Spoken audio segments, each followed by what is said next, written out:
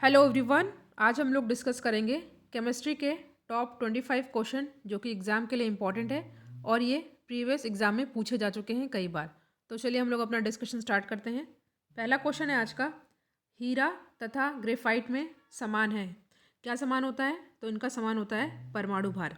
देखिए, हीरा और ग्रेफाइट दोनों ही कार्बन के अपर रूप होते हैं और ये दोनों कार्बन के परमाणुओं से ही बने होते हैं। ठीक है, इनका परमाणु भार तो समान होता है, लेकिन इनकी विद्युत चालकता और जो इनकी क्रिस्टल संरचना और जो इनकी डेंसिटी यानी घनत्व वो भिन्न होते हैं। ठीक है, समान क्या होते हैं? तो समान होता है परमाणु भार। ये क्वेश्चन इंपॉर्टेंट है, कई बार एग्जाम में पूछा जा चुका है। नेक्स्ट है, जल में हाइड्रोजन तथा ऑक्सीजन का अनुपात भार के अनुसार कितना होता है? ठीक है, जल में हाइड्रोजन और ऑक्सीजन का अनुपात भार के अनुसार कितना होता है? तो ये होता है 1:8। ठीक है, नेक्स्ट है, एप्सम का औद्योगिक नाम क्या है? ठीक है, एप्सम का औद्योगिक नाम होता है मैग्नीशियम सल्फेट। ठीक है, मैग्नीशियम सल्फेट यानी कि MgSO4।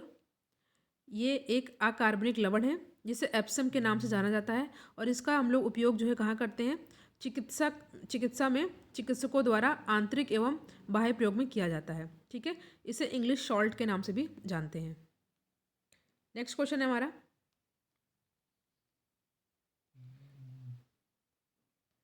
निम्नलिखित में से कौन सा एक रेडियोधर्मी तत्व नहीं है? ठीक है, ध्यान दीजिएगा, पूछा है कौन सा रेडियो धर्मी तत्व नहीं है। आपके सामने चार ऑप्शन दे रखा है, तो कैडमियम जो है ये रेडियो धर्मी तत्व नहीं है। देखिए, वे परमाणु जिनका परमाणु क्रमांक 83 से अधिक होता है वो जो है रेडियो एक्टिविटी का प्रदर्शन करते हैं। ठीक है, ये ध्यान रखिएगा। और यूरेनियम का परमाणु क्रमांक जो है 92 होता है। ठीक है, और रेडियम का परमाणु क्रमांक जो 88 होता है, थोरियम का 90 होता है और जो कैडमियम होता है इसका परमाणु क्रमांक 48 है। तो आपको याद कर लेना है, वे परमाणु जिनका परमाणु क्रमांक 83 यानी 83 से अधिक होता है वही जो है रेडियो एक्टिवता का प्रदर्शन करते हैं। ठीक है, अगला प्रश्न आपके सामने, एल्युमिनियम के सबसे महत्वपूर्ण अयस्क का नाम क्या है? ठीक है, देखिए, बॉक्साइट बहुत बार एग्जाम में पूछा जा चुका है, तो bauxite is the correct answer. ठीक है, ये जो है मुख्य अयस्क होता है, और होता है किसका? एल्युमिनियम का। बॉक्साइट का फॉर्मूला भी आप लोग याद कर लीजिएगा, Al2O3 2H2O। ठीक है, इंपॉर्टेंट है, कई बार पूछा भी गया है।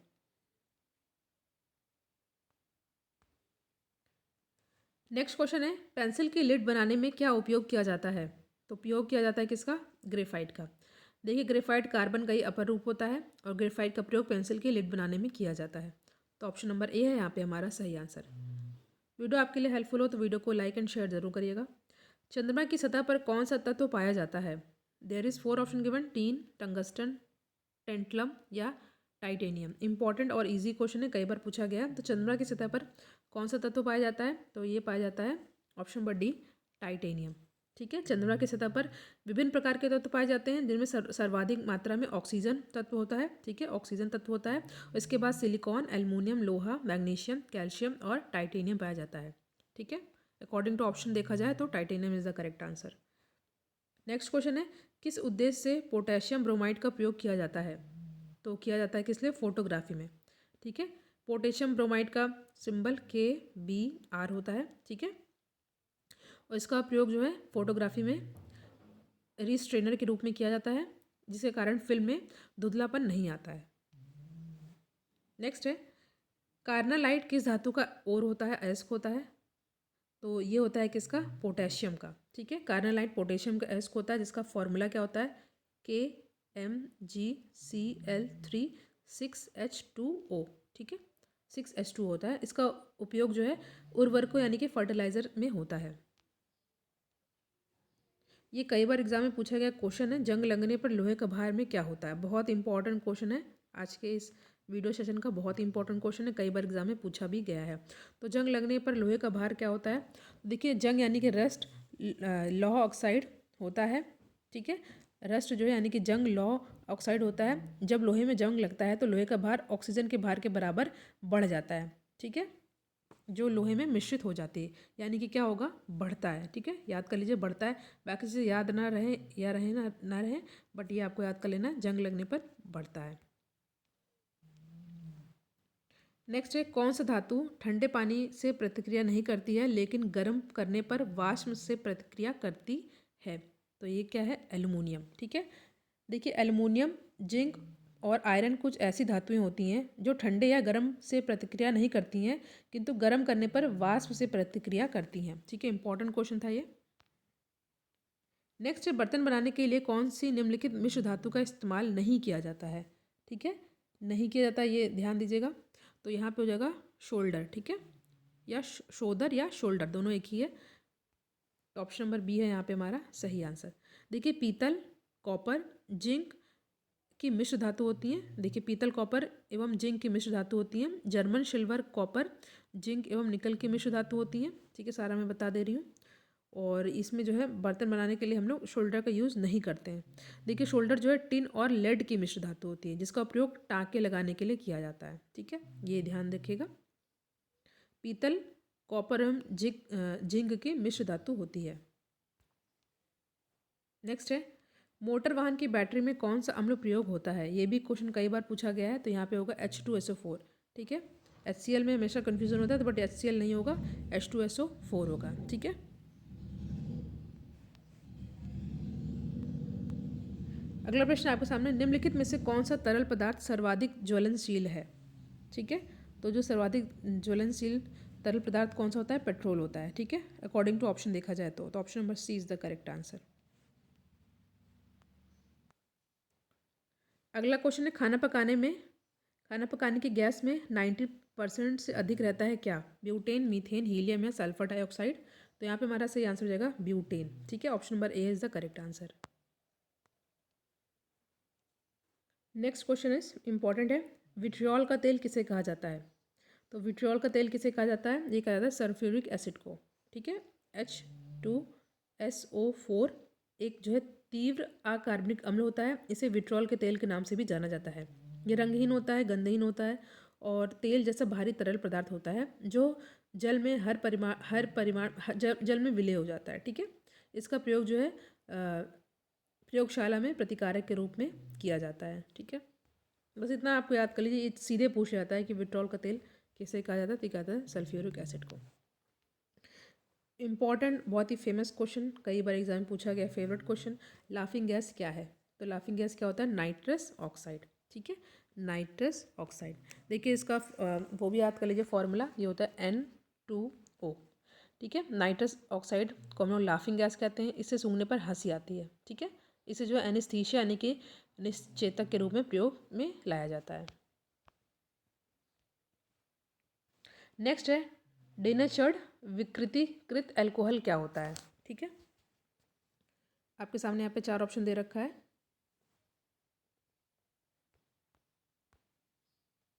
तो यहाँ पे हमारा सही आंसर हो जाएगा option number C, ethanol plus methanol. देखिए जब एथेनॉल का सेवन बड़ी मात्रा में किया जाता है तो वो उसकी रिएक्शन दर को कम कर देता है, धीमा कर देता है। ठीक है, और ये तंत्रिका तंत्र को भी प्रभावित कर देता है और इसके सेवन से स्वास्थ्य के लिए हानिकारक होता है। इसी कारण एथेनॉल में विषाक्त पदार्थ मेथनॉल मिला दिया जाता है। ठीक है, जिसे हम लोग क्या किस नाम से जानते हैं? डिनेचर्ड अल्कोहल कहते हैं। मेथनॉल मिलाने का मुख्य उद्देश्य इसका सेवन हेतु अयोग बनाना होता है। ठीक है, मेन है आपका ऑप्शन नंबर सी, डिनेचर्ड जो है अल्कोहल क्या होता है? डिनेचर्ड विकृत अल्कोहल क्या होता है? ये एथेनॉल और मेथनॉल होता है। क्योंकि ये अगर हम लोग नॉर्मली जब एथेनॉल का सेवन बड़ी मात्रा में किया जाता है तो ये हमारी हेल्थ के लिए, मतलब जो लोग इसका सेवन करते हैं उनकी हेल्थ के लिए ख़राब होता है, इसलिए इसमें मेथनॉल मिला दिया जाता है। तो option number C is the correct answer. Next है, निम्न में से सबसे हल्की गैस कौन सी है? ठीक है, सबसे हल्की गैस कौन सी है पूछा है, तो हीलियम जो है सबसे यहाँ पे हल्की गैस है अगर अकॉर्डिंग टू ऑप्शन बात किया जाए तो। ठीक है, वैसे बात की जाए हाइड्रोजन सबसे हल्की होती है, मगर यहाँ पे ऑप्शन की बात किया जाएगा तो oxygen is the correct, helium is the correct answer. Oxygen की खोज किसने की थी? आपके सामने 4 ऑप्शन दे रखा है, रोनाल्ड, प्रिस्टले, जॉन नेपियर या इनमें से कोई नहीं। तो ये इजी क्वेश्चन है, ये किया था प्रिस्टले के द्वारा। ठीक है, ऑक्सीजन खोज जो है जोसेफ प्रिस्टले ने 1774 में किया था और यहाँ पे option number B is the correct answer. Next question है आपके सामने, जब बेरियम क्लोराइड को पतला सल्फ्यूरिक एसिड में मिलाया जाता है तो आपको क्या दिखाई देता है? तो यहाँ पे हमारा सही आंसर होगा ऑप्शन नंबर डी, सफ़ेद अवक्षेप बनता है। देखिए, जब बेरियम क्लोराइड की क्रिया जलीय सल्फ्यूरिक अम्ल से की जाती है तो बेरियम सल्फेट का सफ़ेद अवक्षेप दिखता है। ठीक है,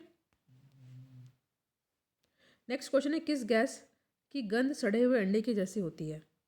तो यहाँ पे सही आंसर होगा हाइड्रोजन सल्फाइड। ये भी क्वेश्चन मोस्ट इंपॉर्टेंट है, हाइड्रोजन सल्फाइड। ठीक है, यह एक रंगहीन गैस है जिसकी गंध जो है रंगहीन है। ठीक है, और इसकी गंध जो है, स्मेल जो है, वो सड़े हुए अंडे के जैसे होती है।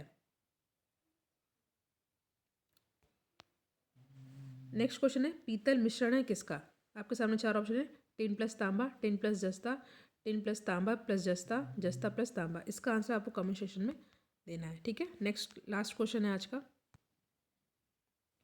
हरे फलों को कृत्रिम ढंग से पकाने हेतु प्रयुक्त गैस कौन सी है? एसिटिलीन, इथेन, हाइड्रोजन या कार्बन डाइऑक्साइड। तो यहाँ पे हमारा सही आंसर रहेगा एसिटिलीन और इथेन दोनों ही। ठीक है, एसिटिलीन और इथेन। एसिटिलीन यानी कि C2H2 और इथेन यानी कि C2H6। ये इन गैसों का उपयोग जो है फलों को कृत्रिम ढंग से पकाने हेतु किया जाता है। तो यहाँ पे हमने केमिस्ट्री के 25 क्वेश्चन को डिस्कस किया जो कि एग्ज़ाम के लिए इम्पोर्टेंट है। Thank you.